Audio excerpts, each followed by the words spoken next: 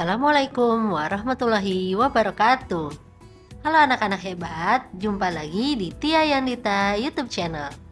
Pada kesempatan kali ini, Ibu Tia akan membahas materi IPAS bab 6 kelas 3 SD, yaitu Aku Bagian dari Masyarakat. Berikut materinya yang akan kita pelajari hari ini. Yang pertama, kota atau kabupaten tempat aku tinggal. Yang kedua, pemerintahan di daerahku.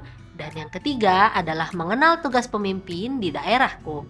Kita langsung masuk yuk ke materi pertama. Dalam materi ini kita harus mengetahui arti dari kota dan kabupaten serta perbedaannya.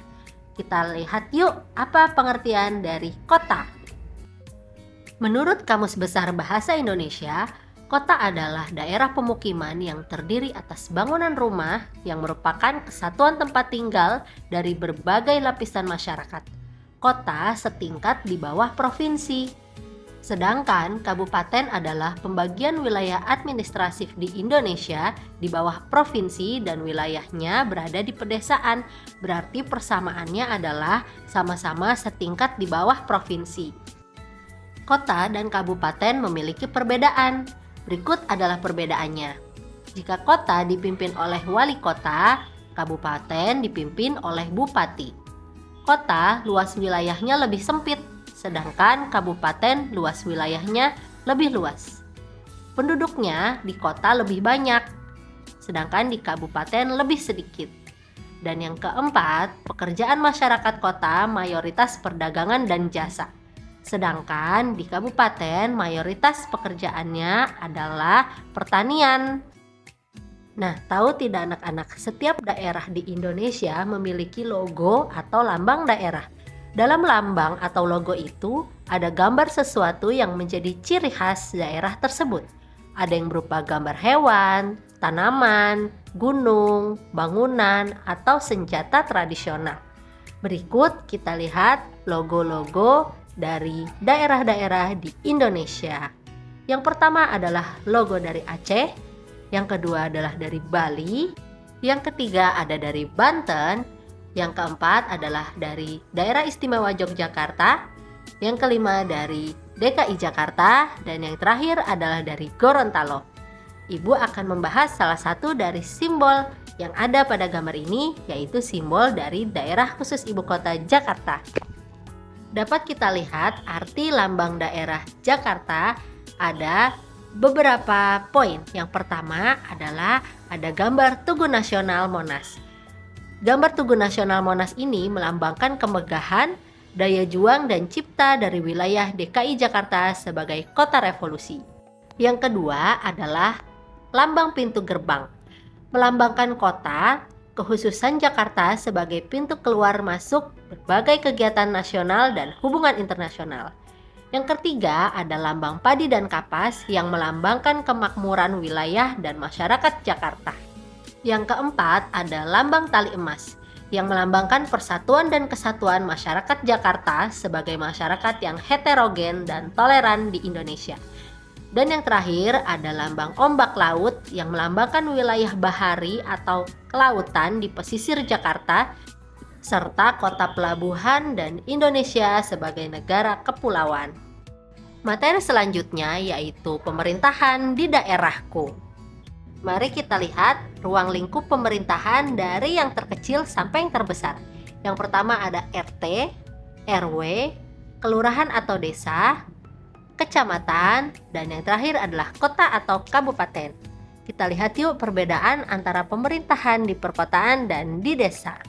Dapat kita lihat pada bagan di gambar bahwa perbedaan pemerintahan di kota dan desa hanya terdapat pada tingkat kelurahan dan kota, di mana di kota bernama kelurahan dan di desa bernama desa.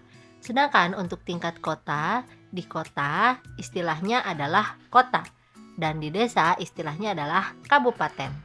Selanjutnya kita bahas satu persatu yuk, RT, RW, kelurahan, dan kecamatan. RT atau rukun tetangga adalah pembagian administratif terkecil di Indonesia. Setiap RT terdiri dari paling sedikit 30 kepala keluarga, dipimpin oleh ketua RT yang dipilih oleh warga. Rukun tetangga di Indonesia berawal dari sistem Tonarigumi yang secara harfiah berarti kerukunan tetangga. Sistem ini diperkenalkan oleh Kekaisaran Jepang pada tahun 1944 dan diterapkan di Indonesia oleh para tentara Jepang. Setelah Jepang kalah dalam Perang Dunia II dan Indonesia merdeka, Tonarigumi diubah namanya menjadi rukun tetangga. Selanjutnya adalah rukun warga atau sering disingkat RW, merupakan lembaga pemerintah yang terdiri dari beberapa kelompok RT di suatu desa atau kelurahan dan dipimpin oleh satu ketua RW. Setiap RW terdiri paling sedikit 3 RT dan paling banyak 10 RT. Selanjutnya ada kelurahan atau desa. Kelurahan merupakan unit pemerintahan terkecil setingkat dengan desa. Nah, apa sih perbedaan desa dan kelurahan? Dapat kalian lihat di tabel berikut ini.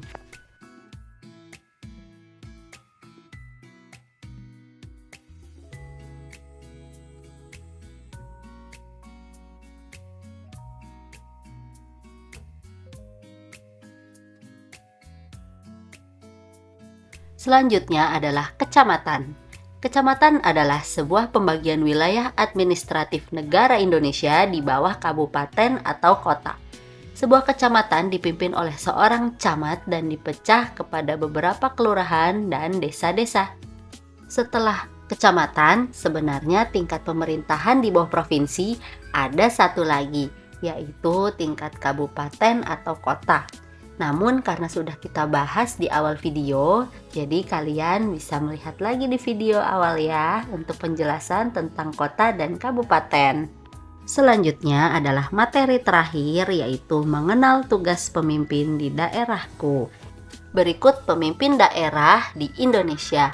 Pertama ada ketua RT yang memimpin rukun tetangga, kedua ada ketua RW yang memimpin rukun warga, ketiga ada lurah yang memimpin kelurahan, ada kepala desa yang memimpin desa, ada camat yang memimpin kecamatan, dan ada bupati yang memimpin kabupaten dan wali kota yang memimpin kota. Materi terakhir yaitu tugas pemimpin daerah. Tugas RT atau RW yaitu sebagai sarana komunikasi dua arah antara masyarakat dengan kelurahan atau desa. Lalu, tugas lurah atau kepala desa adalah melakukan kegiatan pemberdayaan masyarakat. Selanjutnya, tugas camat adalah mengkoordinasikan kegiatan pemberdayaan masyarakat. Dan yang terakhir, tugas bupati atau wali kota dan pemerintahan daerah yaitu melindungi semua anggota masyarakat di daerahnya, meningkatkan mutu kehidupan masyarakat, pelayanan pendidikan, dan pelayanan kesehatan masyarakat. Baik anak-anak, tuntas sudah pembelajaran kita untuk hari ini. Terima kasih atas perhatiannya. Jangan lupa di like, share, dan subscribe. Wassalamualaikum warahmatullahi wabarakatuh.